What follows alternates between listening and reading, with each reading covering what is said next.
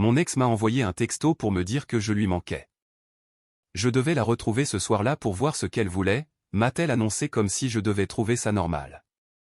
Tu vas voir, ai-je répondu. Pendant qu'elle dînait avec lui, je faisais ses valises. Elle est rentrée à minuit, empestant son eau de toilette bon marché. Ses valises l'attendaient près de la porte. Elle a demandé ce que je faisais. J'ai répondu, je t'aide à te rapprocher de ce que tu désires. Salut à tous, avant de continuer la vidéo, pensez à vous abonner à la chaîne et à cliquer sur le bouton j'aime si vous voulez voir plus d'histoires comme celle-ci. Merci. Je pense que le pire n'était pas la tromperie en soi. C'était le manque de respect absolu et pur dans sa façon de faire. C'était cette cruauté décontractée de me regarder dans les yeux et de me faire comprendre que je ne comptais pas, sans même utiliser ces mots. Pour comprendre pourquoi j'ai réagi ainsi, pourquoi je n'ai pas crié, pleuré ou supplié, il faut comprendre la dynamique entre Chloé et moi. J'étais le gars sûr. J'étais le type avec un CDI en ingénierie, un plan épargne-logement bien garni, une stabilité émotionnelle et une patience de saint. Chloé était le chaos incarné. Elle était vibrante, magnifique et magnétique, mais c'était une tempête. Quand nous nous sommes rencontrés il y a 3 ans, elle se remettait d'une série de relations toxiques. Elle m'a dit qu'elle était fatiguée des jeux.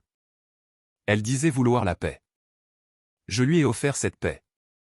J'ai remboursé ses crédits à la consommation pour qu'elle puisse repartir à zéro. Je l'ai soutenue pendant qu'elle changeait 2 fois de carrière. Je l'ai écoutée se plaindre pendant des heures de ses amis narcissiques et de ses drames familiaux. J'étais son roc. J'étais sa fondation. Mais le problème quand on est un roc, c'est que les gens finissent par penser que vous faites partie du décor. On vous marche dessus. L'ombre qui planait sur toute notre relation, c'était Julien. Julien était l'ex, celui d'avant moi, le grand amour qui était aussi, selon Chloé, un sociopathe. Elle m'avait raconté des histoires d'horreur sur lui, comment il la manipulait, comment il la trompait, comment il la rabaissait. Au début de notre relation, je la tenais dans mes bras pendant qu'elle pleurait sur les traumatismes qu'il avait causés. Je haïssais ce type. Je voulais la protéger pour qu'elle ne ressente plus jamais ça. Mais au cours des 6 derniers mois, la façon dont elle parlait de lui a changé. C'est passé de « il m'a détruite » à « nous avions une connexion si intense ». Elle a commencé à parler de lui dans des conversations banales. Oh, Julien adorait ce groupe, Julien m'emmenait dans ce restaurant. J'ai posé des limites. Je lui ai dit que je ne voulais pas entendre parler du type qui l'avait maltraité. Elle m'a traité d'insécurisé. Elle a dit que j'étais menacé par son passé. Elle a dit que j'étais contrôlant parce que je ne voulais pas entendre parler de l'homme avec qui elle avait couché pendant 2 ans. J'ai laissé passer. C'était mon erreur. Je pensais que si je l'aimais assez, si j'étais assez stable, elle réaliserait qu'elle était mieux ici. Je n'avais pas réalisé que pour certaines personnes, la paix est ennuyeuse. Certaines personnes sont accros à l'adrénaline du crash. Tout a explosé un mardi. Je suis rentré du travail vers 18h30. D'habitude, Chloé était sur le canapé en jogging, à scroller sur TikTok ou à attendre que je décide du dîner. Mais quand je suis entré, l'appartement sentait différemment. Pas comme un dîner qui mijote, mais comme le rayon parfumerie des Galeries Lafayette. Chloé était dans la salle de bain en train de finir son maquillage, et pas son maquillage de travail. C'était le grand jeu. Smokey eye, contouring, la totale. Elle est sortie dans le salon vêtue d'une robe nuisette noire, une robe que je lui avais achetée pour notre dîner d'anniversaire 2 mois plus tôt. Elle était éblouissante et elle le savait. Tu es très belle, ai-je dit en posant mes clés dans la coupelle, sentant une boule se former dans mon estomac. On sort ? Elle ne m'a pas regardé. Elle était occupée à ajuster une boucle d'oreille dans le miroir de l'entrée. Non, je sors. J'ai marqué une pause. D'accord, soirée entre filles. Elle s'est alors retournée, et l'expression sur son visage était glaçante. Ce n'était pas de la culpabilité. C'était du défi. C'était un regard qui disait qu'elle avait déjà justifié tout ça dans sa tête. Et si j'avais un problème avec ça, c'était moi le méchant. Julien m'a envoyé un message cet après-midi, dit-elle. Sa voix était calme. Factuelle. L'air a quitté la pièce. Julien ? Pourquoi il t'écrit ? Il traverse une période difficile, a-t-elle dit en attrapant sa pochette. Il a rompu avec la fille qu'il voyait. Il avait l'air vraiment sombre, Thomas. Il a dit que je lui manquais. Il a dit que j'étais la seule qu'il ait jamais vraiment compris. Je la fixais, essayant de traiter l'absurdité de ce que j'entendais. Et je le rejoins pour dîner, a-t-elle annoncé. Juste comme ça, comme si elle me disait qu'elle allait acheter du lait. J'ai besoin de voir ce qu'il veut. J'ai besoin de m'assurer qu'il va bien. Je pense qu'il a vraiment besoin de tourner la page. Je restais là, toujours dans mes vêtements de travail, ayant l'impression d'avoir reçu une gifle. Tu vas à un rendez-vous avec ton ex-copain parce qu'il t'a envoyé un texto pour dire que tu lui manques. Ce n'est pas un rendez-vous, a-t-elle claqué en levant les yeux au ciel. Mon Dieu, pourquoi tu dois toujours tout rendre glauque? On va juste parler. Il est en crise. J'essaie d'être une bonne personne. Tu ne comprendrais pas parce que tu n'as pas ce genre d'empathie. De l'empathie? J'ai ri. Un son bref et sec. Chloé, regarde-toi. Tu portes la robe que je t'ai achetée. Tu as passé 1 heure sur tes cheveux. Tu ne vas pas à une intervention de crise. Tu t'es faite belle pour impressionner un mec dont tu as juré qu'il avait détruit ta vie. Elle s'est raidie. Je me fais belle pour moi-même. Arrête de tout ramener à toi. Il s'agit de connexion humaine. Il s'agit de manque de respect, ai-je dit, ma voix descendant d'une octave. Je n'ai pas crié. J'ai senti un calme étrange m'envahir, une clarté froide que je n'avais pas ressentie depuis 3 ans. Si tu franchis cette porte pour le rejoindre, tu donnes la priorité à ses sentiments sur notre relation.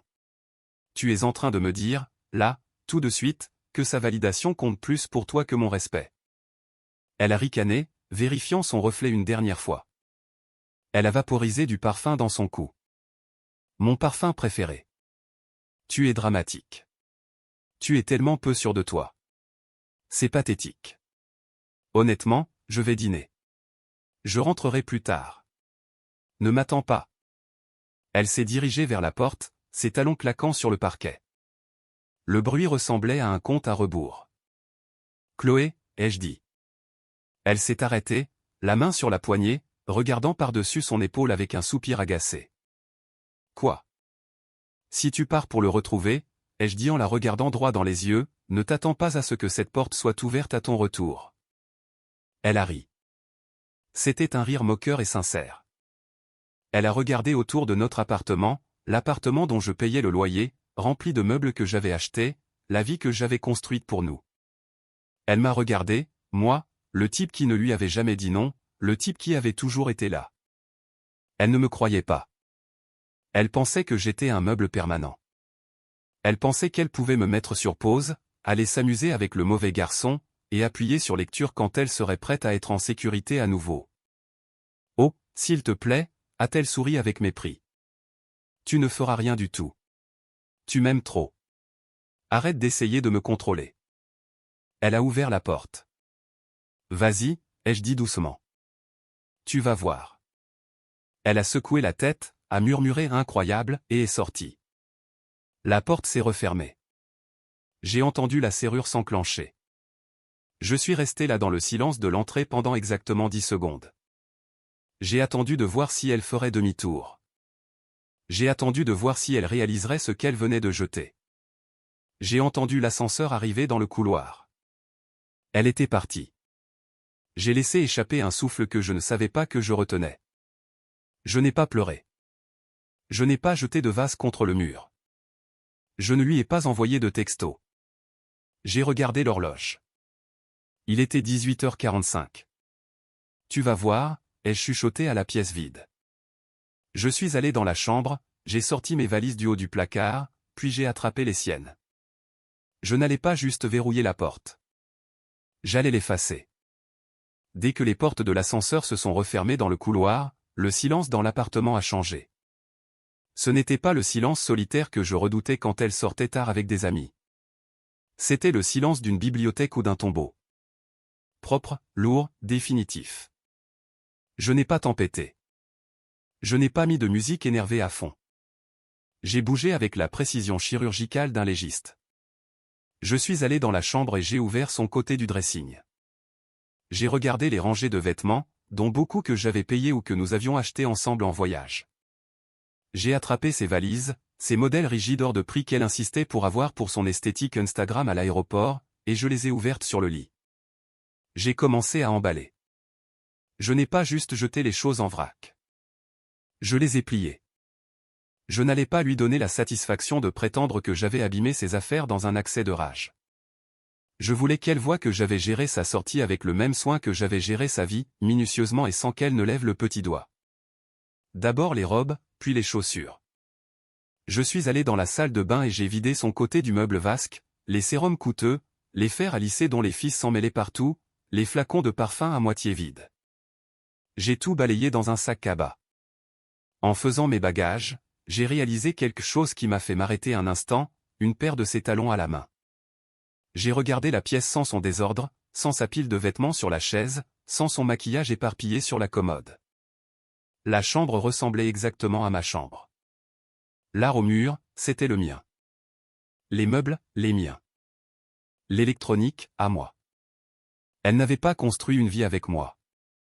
Elle avait juste campé dans la mienne.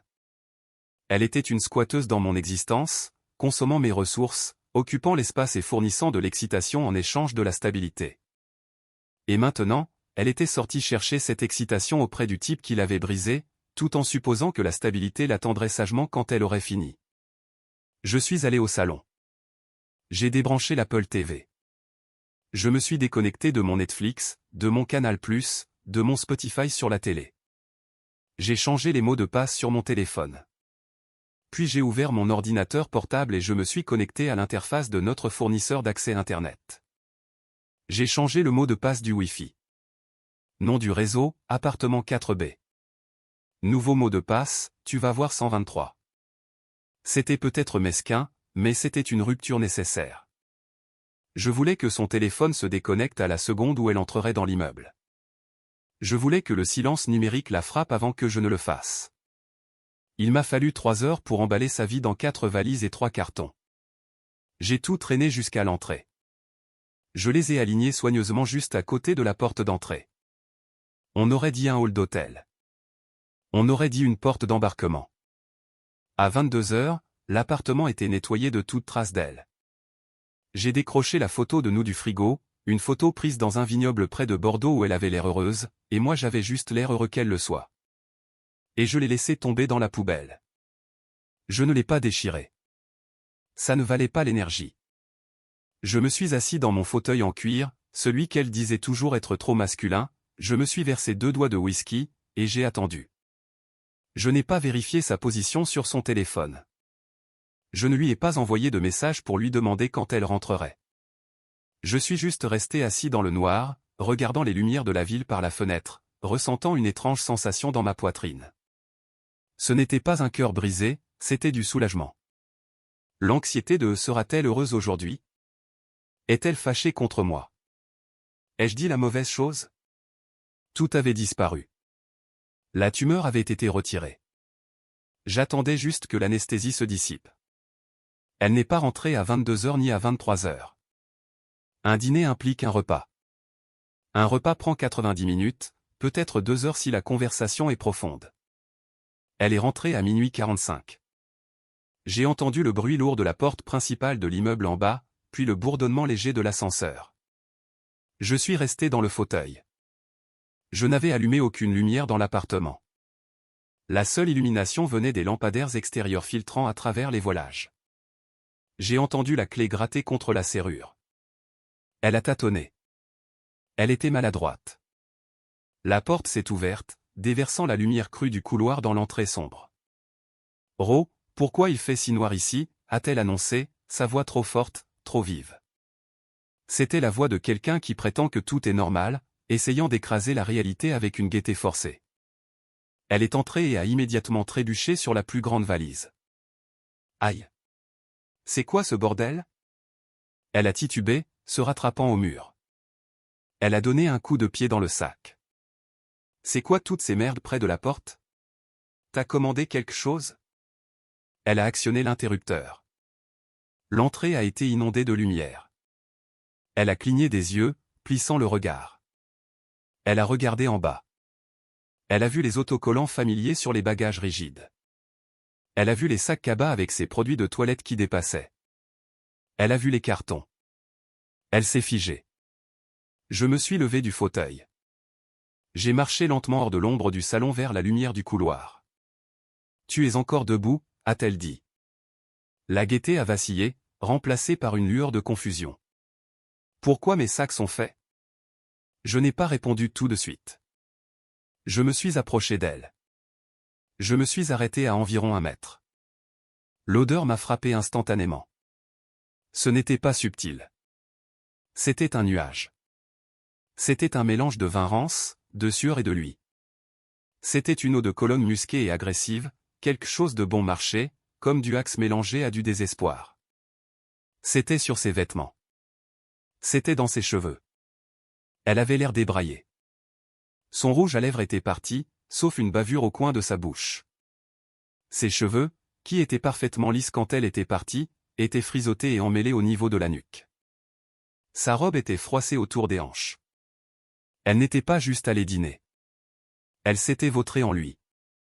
Tu sens comme lui, Chloé, ai-je dit. Ma voix était plate. Aucune émotion, juste un constat factuel. Elle a tressailli.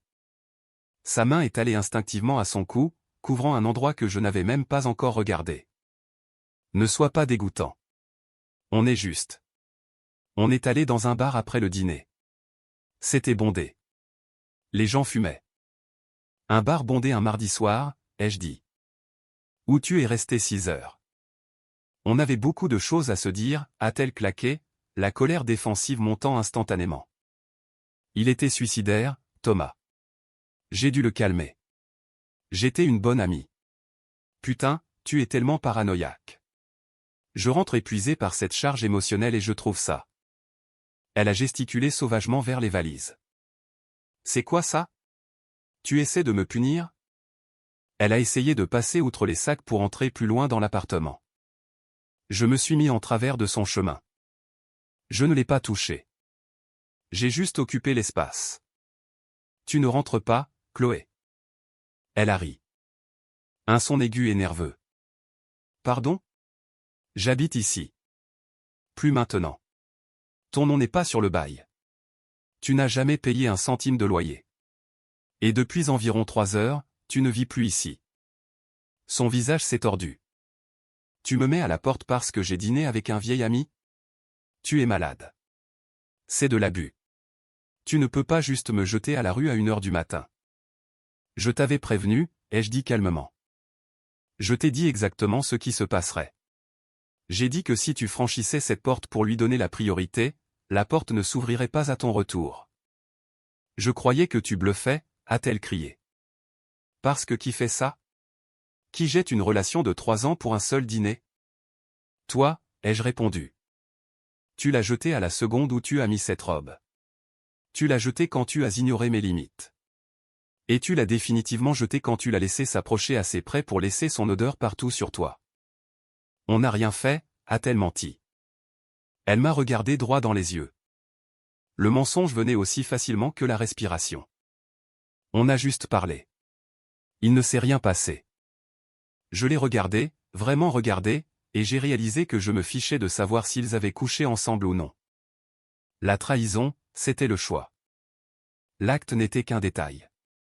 Ça n'a pas d'importance, ai-je dit. Elle a fixé les sacs, la panique s'installant enfin. Elle a réalisé que je ne me battais pas. Je ne demandais pas d'excuses. J'exécutais une sentence. Où est-ce que je suis censé aller, a-t-elle demandé, sa voix se brisant, les larmes montant aux yeux. Mes parents sont dans le sud. Camille me déteste en ce moment. Je n'ai nulle part où aller. Thomas, tu ne peux pas me faire ça. Tu as quelque part où aller, ai-je dit. Où?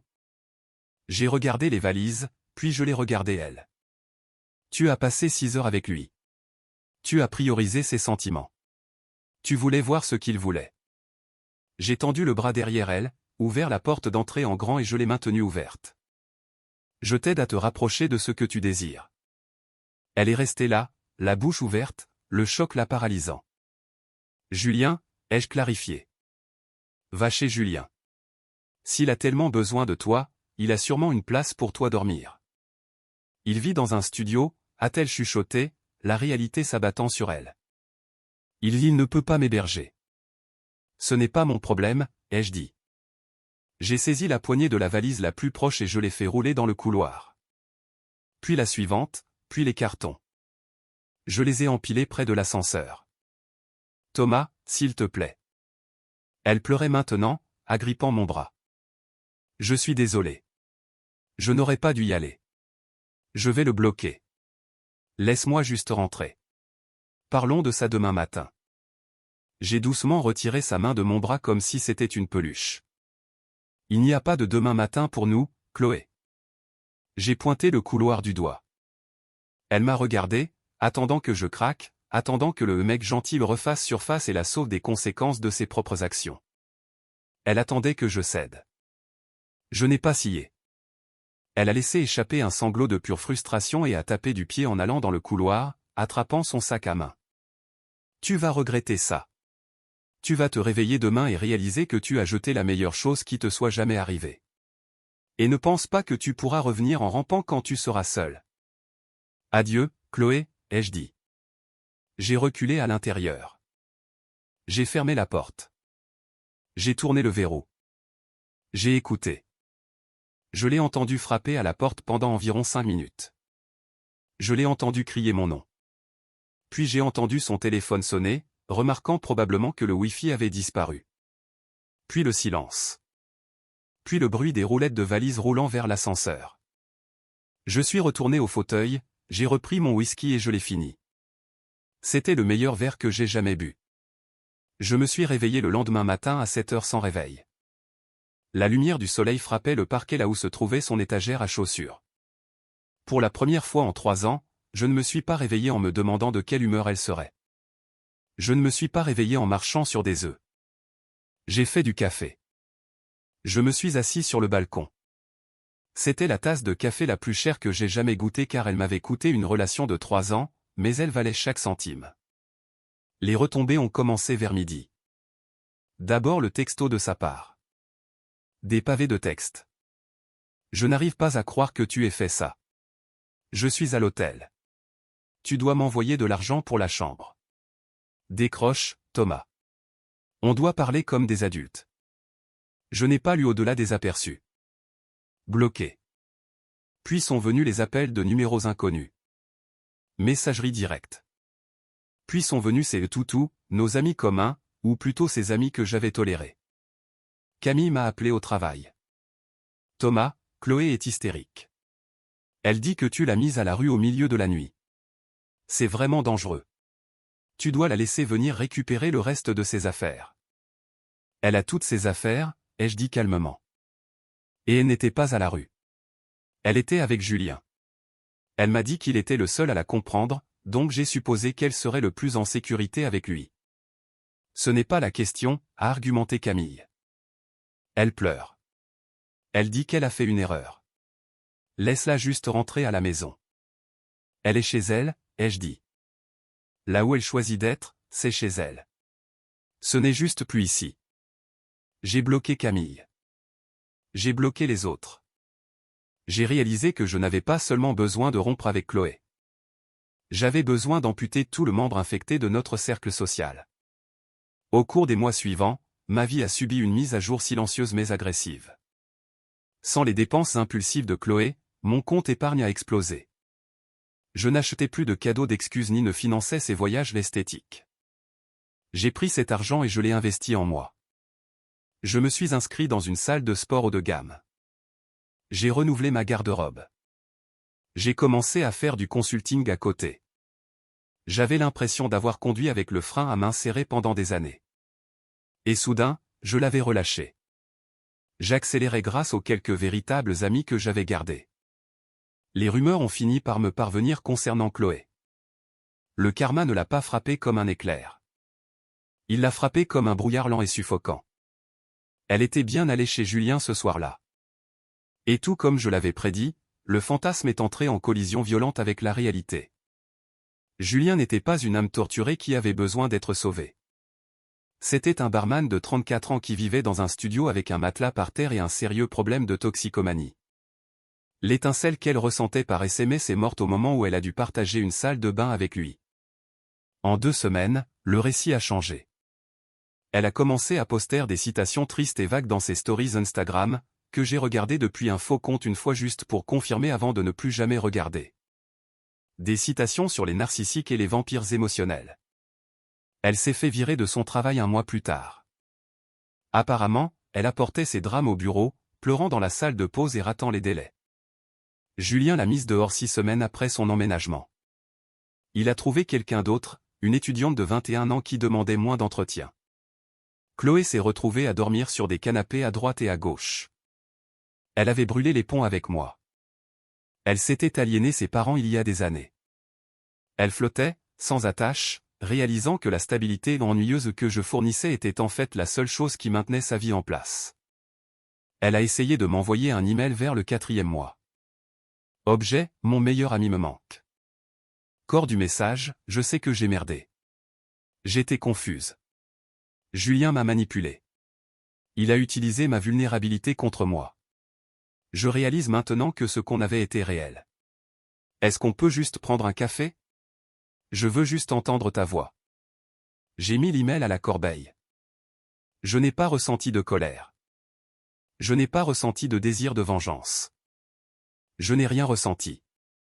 Elle était comme un personnage dans un livre que j'avais fini de lire. Je connaissais la fin. Je n'avais pas besoin de relire le chapitre. 8 mois plus tard, j'étais dans la file d'attente d'une épicerie bio haut de gamme, le genre d'endroit où Chloé me suppliait de faire les courses, mais où nous ne pouvions pas nous permettre d'aller parce qu'elle dépensait notre budget en vêtements. Maintenant, j'y fais mes courses chaque semaine. Je portais un manteau en laine taillé sur mesure, j'écoutais un podcast, je vérifiais mes emails sur mon téléphone. Je me sentais bien. Je me sentais solide. Thomas? La voix était hésitante, familière, mais plus fluette que dans mon souvenir. Je me suis retourné. C'était Chloé. Pendant une seconde, je ne l'ai presque pas reconnue. Le glamour avait disparu. Elle portait un pantalon de jogging qui avait l'air taché et un sweat à capuche trop grand. Ses cheveux étaient tirés en un chignon désordonné, montrant des racines foncées. Elle avait l'air fatiguée. Pas juste fatiguée de sommeil, mais fatiguée de l'âme. Sa peau semblait terne. L'éclat qui la définissait autrefois était tamisé comme une ampoule en sous-tension. Elle tenait un panier avec un plat surgelé et une bouteille de vin bon marché. J'ai regardé mon propre panier. Des steaks, des asperges, une bonne bouteille de rouge, les ingrédients pour un repas que j'allais cuisiner pour une femme que je voyais depuis un mois. Une pédiatre qui communiquait clairement et n'avait jamais mentionné un ex une seule fois. « Bonjour, Chloé », ai-je dit. Mon ton était poli, professionnel, le même ton que j'aurais utilisé avec un guichetier de banque. Ses yeux se sont écarquillés. Elle me scannait, assimilant le manteau, la coupe de cheveux fraîche, l'air général de santé et d'aisance qui émanait de moi. Elle a regardé mon panier, puis le sien. La honte a fait rougir ses joues. « Tu as l'air incroyable », a-t-elle dit doucement. « Je vais bien », ai-je dit. « Comment vas-tu ? » Je n'ai pas demandé parce que je m'en souciais. J'ai demandé parce que c'était la convention sociale. J'ai connu mieux. Elle a laissé échapper un rire forcé et fragile. Ça a été une année difficile. Julien était. Eh bien, tu avais raison. C'était un monstre. Il m'a volé de l'argent. Il m'a mise dehors. J'ai hoché la tête une fois. Je suis au courant. Elle s'est approchée un peu plus, empiétant sur mon espace personnel. Elle sentait le tabac froid et le spray corporel à la vanille. C'était une tentative bon marché de masquer l'odeur de l'échec. Je pense à toi tout le temps, a-t-elle dit, sa voix tombant dans un murmure, ses yeux se remplissant de larmes. Je pense à quel point tu étais bon pour moi. Je l'ai pris pour acquis. Je le sais maintenant. J'ai tellement grandi, Thomas. J'ai appris ma leçon. Elle a attendu. Elle attendait que je dise « Je suis désolé que tu aies traversé ça boue, tu me manques aussi ». Elle attendait que le protecteur revienne en scène. J'ai regardé ma montre. Grandir est important, ai-je dit confortablement. Est-ce qu'on peut ? Elle a hésité, se mordant la lèvre de cette façon qui fonctionnait sur moi il y a 3 ans. Est-ce qu'on peut peut-être aller boire un verre juste pour prendre des nouvelles? J'ai vraiment besoin d'un ami en ce moment. Je me sens si seul. Je l'ai regardé. Je l'ai vraiment regardé. J'ai vu le chaos. J'ai vu l'épuisement. J'ai vu la femme qui m'avait regardé dans les yeux et m'avait dit que je ne suffisais pas parce que j'étais trop sûr. Et j'ai réalisé qu'elle ne voulait pas de moi. Elle voulait retrouver la sécurité. Elle voulait quelqu'un pour réparer le gâchis qu'elle avait fait de sa vie. Non, ai-je dit. Elle a tressailli. Non, je ne pense pas que ce soit une bonne idée, ai-je dit. Je suis passé à autre chose, Chloé. Complètement. Mais on a été ensemble pendant 3 ans, a-t-elle supplié, sa voix devenant plus forte, des têtes se tournant dans la file. Tu ne peux pas juste effacer ça. Ça ne signifie rien pour toi que je souffre? Que je sois désolé? J'ai changé mon panier de main. Tu ne souffres pas parce que tu m'as perdu, ai-je dit, ma voix basse et stable. Tu souffres parce que tu as misé sur le mauvais cheval. Tu as joué notre vie sur un fantasme et tu as perdu. Ce n'est plus mon fardeau à porter. J'ai fait une erreur, a-t-elle pleuré. Je voulais juste voir ce qu'il voulait. Je ne savais pas qu'il allait me ruiner. J'ai souri, mais ce n'était pas un sourire joyeux. C'était le sourire de quelqu'un qui avait gagné un jeu auquel il ne voulait même pas jouer. Tu voulais de l'excitation, Chloé. Tu voulais le mauvais garçon. Tu voulais les montagnes russes parce que mon amour était trop plat pour toi. J'ai fait un geste vers son panier, puis vers son état débraillé. On dirait que tu as obtenu exactement la vie que tu poursuivais. Tu es cruel, a-t-elle chuchoté, une larme coulant enfin. Ce n'est pas toi. Tu as raison, ai-je dit. L'homme qui tolérait ton manque de respect n'existe plus. Tu l'as tué le soir où tu as franchi cette porte. La caissière m'a fait signe d'avancer. Suivant. J'ai avancé vers la caisse. Thomas, s'il te plaît, a-t-elle appelé, le désespoir dans la voix. Ne me laisse pas comme ça. Je n'ai rien. J'ai posé mes courses sur le tapis. Je ne me suis pas retourné vers elle. J'ai sorti ma carte bancaire, la Gold. Tu as ta liberté, Chloé, ai-je dit par-dessus mon épaule. Profitant. J'ai payé mes courses. Je suis sorti du magasin dans l'air frais du soir. Je suis monté dans ma voiture, j'ai démarré le moteur et j'ai monté le son de la musique. Je n'ai pas regardé dans le rétroviseur. Ce n'était qu'une étrangère que je connaissais autrefois. Et j'avais un dîner à cuisiner. Merci d'avoir regardé.